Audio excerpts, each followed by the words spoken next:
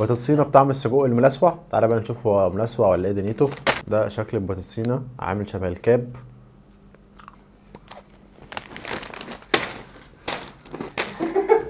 هيشتريه يبقى امه ضايع عليه وعلى جبته.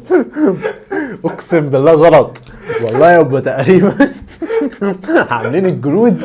لا جامد قوي ومفيش طعم السوسيس، وحش قوي. انا بصراحه تعبت. ما تمسحش حاجه يا اسطى. تعالى بقى نجرب اخوه بطعم الهوت هريسه وربنا يسهل بقى ويستر. هيقفلوا مصانع احسن. ده فيه الطعم احلى بس جامد برضو. يعني باكل شيبس ولا باكل ايه ولا باكل شومه ولا لا. الموضوع صعب بالنسبه لي. الموضوع كالقرمشه بالنسبه لي انها تبقى صعبه كده على السنان، فلا بالنسبه لي مش هيبقى لذيذ. الطعم ده هوت هريسه كويس مش وحش، بس الهوت سوسيس ده يعني الله المستعان.